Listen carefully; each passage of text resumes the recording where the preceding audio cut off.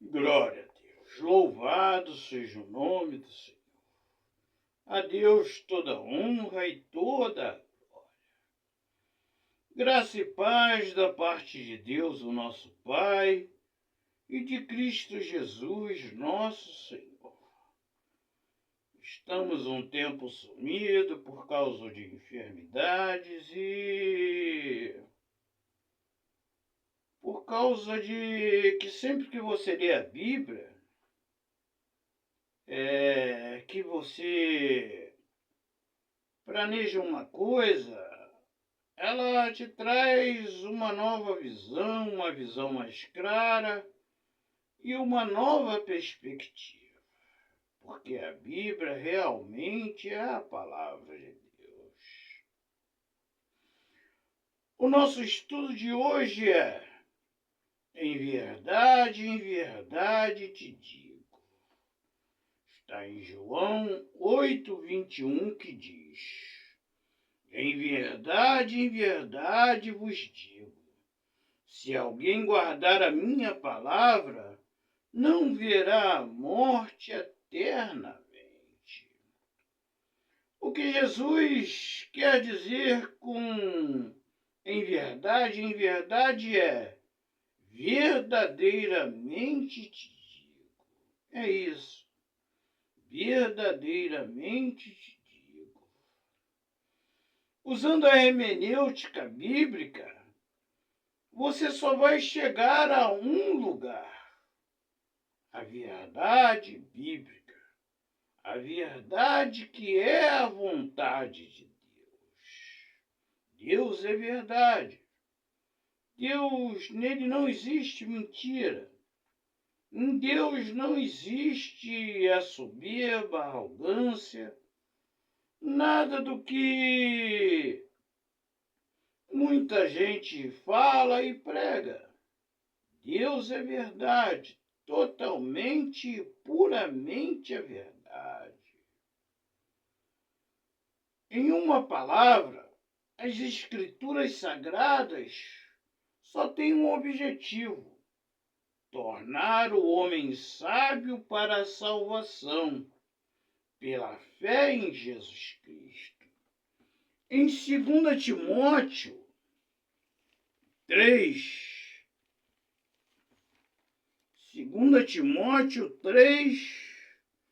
do 14 ao 17, diz o seguinte: tu, porém, permanece naquilo que aprendestes, desde que foste inteirado, sabendo de quem o aprendeste, e que desde a infância sabes as sagradas letras, que podem tornar-te sábio para a salvação pela fé em Jesus Cristo. Toda a Escritura é inspirada por Deus e útil para o ensino, para a repreensão, para a correção, para a educação na justiça, a fim de que o homem de Deus seja perfeito e perfeitamente habilitado para toda boa obra. A Escritura de Deus, ela pode nos tornar sábios para a salvação pela fé em Jesus Cristo. É isto que diz o versículo 15 de 2 Timóteo 3. Ela pode nos tornar sábios para a salvação pela fé em Jesus Cristo. Por isso que as coisas espirituais, elas só podem ser entendidas espiritualmente. Nós usamos a hermenêutica bíblica para interpretar a palavra de Deus. Mas se não tiver a direção do Espírito Santo, ela é apenas um livro. Ela não se torna a palavra de Deus. Você vai ler, vai colocar os seus conceitos, os seus valores, a sua inteligência, a sua história de vida, e você não vai conseguir interpretar a Bíblia corretamente. Você vai interpretar como muitos a interpretam,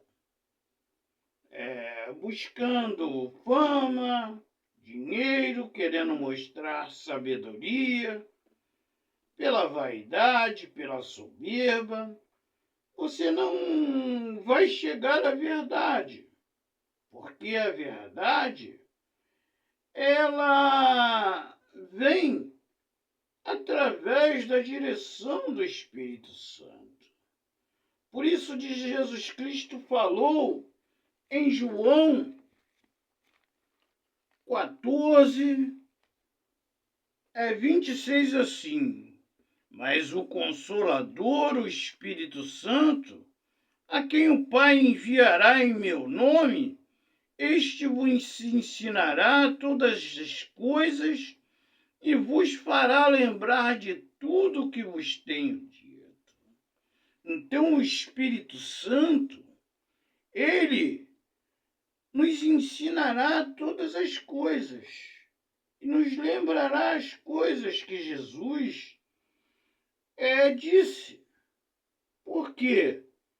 Porque o Espírito Santo, ele é o nosso guia. Ele é o nosso ensinador. É ele quem vai nos dirigir espiritualmente no conhecimento, no estudo e na interpretação da palavra de Deus corretamente. E em João 16, do 7 ao 13, diz: mas eu vos digo a verdade, convém-vos que eu vá, porque se eu não for, o Consolador não virá para vós outros. Quando ele vier, convencerá o mundo do pecado, da justiça e do juízo. Do pecado, porque não crê em mim. Da justiça, porque vou para o Pai e não me vereis mais. Do juízo, porque o príncipe deste mundo já está julgado. Tenho ainda muito que vos dizer, mas vós não o podeis suportar ainda. Quando vier, porém, o Espírito da verdade, ele vos guiará a toda a verdade, porque não falará de si mesmo, mas dirá o que tiver ouvido e vos ensinará as coisas de onde vir. Então o Espírito Santo, como diz o versículo 13 do capítulo 16 de João, diz que ele é o Espírito da verdade. E ele nos guiará a toda a verdade. Não vai nos guiar à mentira, à ilusão, a falsas doutrinas, a preocupações que não temos como resolver, porque elas já estão determinadas a acontecer. Porque ele é quem vai nos convencer sobre o pecado. Ele vai dizer para mim: Ronaldo, isto é pecado. Você não deve praticar porque você é um cristão. Se você praticar, você vai estar dando um mau testemunho. Então ele vai me convencer do pecado. E eu vou abandonando o pecado gradativamente e me chegando cada vez mais para a vontade de Deus. E o homem que agrada a Deus, ele é um homem abençoado em todas as coisas. Ele convencerá também o mundo da justiça. Da justiça porque o homem é injusto. A corrupção, ela está em todas as áreas da nossa vida. No comércio, na indústria, os tribunais de justiça, entre os juízes, promotores e advogados. Ela está na política, nos presidentes, reis, ditadores, deputados, vereadores, senadores. A corrupção, ela está no meio de tudo que acontece neste mundo. Infelizmente, nós vemos pessoas que entram na política até com boa vontade, se tornam juízes, cursam direitos, e eles têm no coração o desejo de lutar pela verdade e a justiça, mas são corrompidos. Não digo que 100%, mas a maioria é corrompido pelo dinheiro, pela fama, pela soberba, pela ganância e pela vaidade. Infelizmente. E o Espírito Santo, ele vai convencer o mundo da justiça, porque Jesus Cristo foi para o Pai. E nós só veremos ele agora quando ele voltar nas nuvens para buscar aqueles que foram salvos. Mas muitos juízes, muitos promotores, muitos advogados, ministros, vão se converter também. Vão ver a verdade e vão se converter e serão salvos. Todo aquele que Deus tem um plano na vida dele, o Espírito Santo vai trabalhar para que ele veja que ele está praticando não é correto. E ele vai se converter e vai mudar a sua vida. Como muitas pessoas, grandes e pequenos, desde o presidente até a profissão mais inferior que existe, ao homem mais pobre até o morador de rua. Ele vai ser dirigido pelo Espírito Santo à verdade. Ele vai entender que do juízo, porque o príncipe deste mundo, que é o diabo e seus demônios, eles já estão julgados, como diz Apocalipse 20, e eles já estão condenados ao lago de fogo e enxofre, ao sofrimento eterno. E somente Deus merece toda a honra, toda a glória, todo o louvor e toda a adoração. Eu coloco a minha mão no fogo, como a mãe de Jesus, Maria, está no céu, como Pedro, Tiago, João, os apóstolos, os servos de Deus do passado e também do presente que já morreram. Eles estão no céu, mas estão gozando da glória eterna de Deus. E se você ler os verdadeiros anjos que servem a Deus, você vai ler na Bíblia que eles não aceitam adoração. Em Apocalipse mesmo, quando João vai ajoelhar diante de um anjo, ele diz: não adore a mim, adore a Deus, porque eu sou um conservo seu, um de seus irmãos. Então, os servos de Deus, eles não aceitam adoração. Nem os apóstolos, nem Maria, nem nenhum daqueles que estão no céu com Deus. eles já estão há mais de 2000 anos. Apesar de que lá no céu não existe tempo, eles estão gozando da presença de Deus, da presença de Jesus. E eles não recebem adoração. A adoração, se você ler Apocalipse 7, somente Deus e o Cordeiro recebem toda a honra, toda a glória, todo o louvor pelos séculos dos séculos.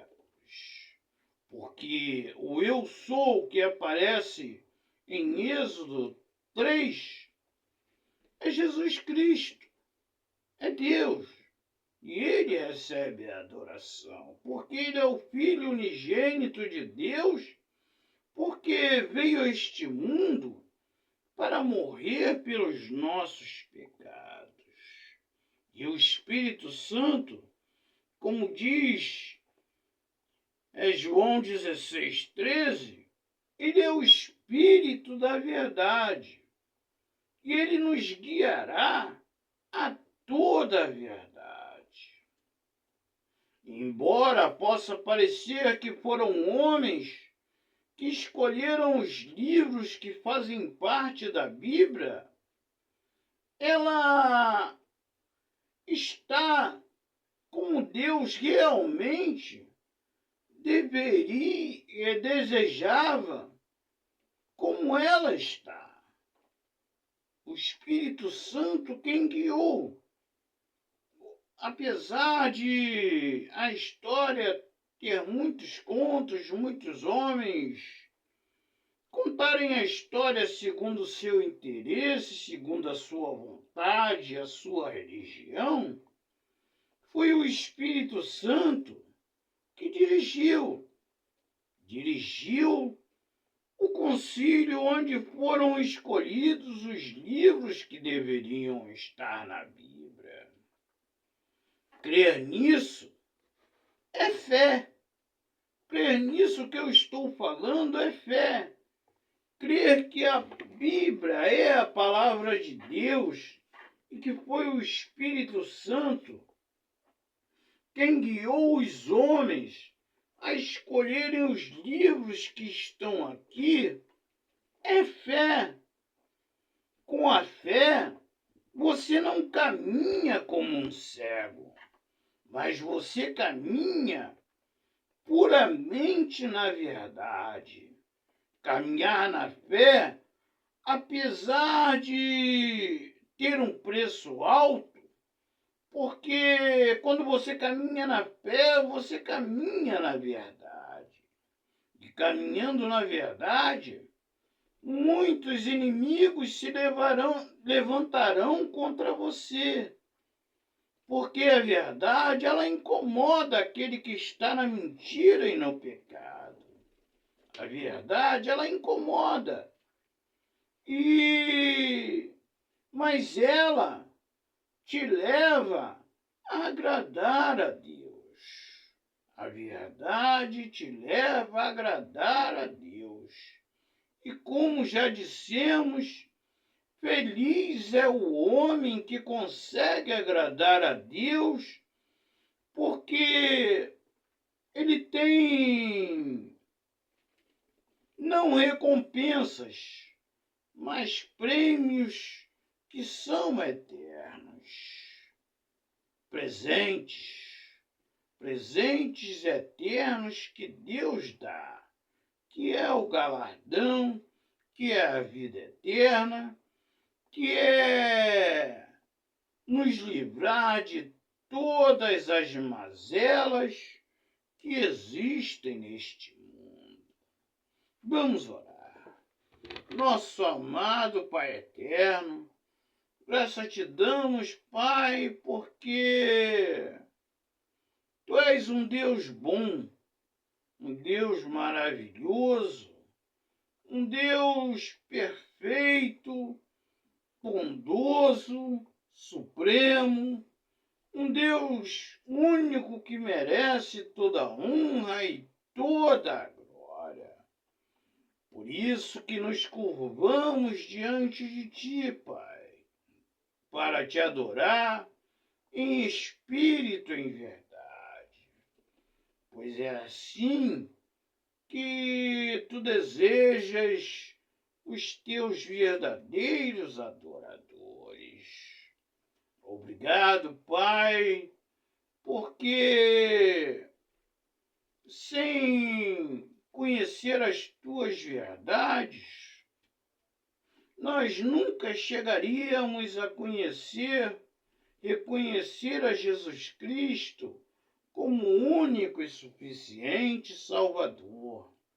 Não poderíamos deixar de ser escravos do pecado e nunca iríamos agradar a ti. Aconteceu isto com cada um de nós, Pai, por teu tão grande amor pela tua criação. Muito obrigado, Pai. Nós já te agradecemos, em nome de Jesus. Amém. Que o Senhor te abençoe e te guarde. Que o Senhor faça resplandecer o seu rosto sobre ti e tenha misericórdia de ti. Que o Senhor sobre ti resplandeça o seu rosto e te dê a paz, em nome de Jesus. Amém. Até o nosso próximo estudo, se Deus assim o permitir. Que a paz esteja convosco, em nome de Jesus. Amém. Ao Deus único e verdadeiro, ao Deus Todo-Poderoso, ao Deus Criador, seja toda honra, toda glória, todo louvor e o domínio pelos séculos dos séculos. Amém. Glória a Deus, louvado seja o nome do Senhor. A Deus toda a honra e toda a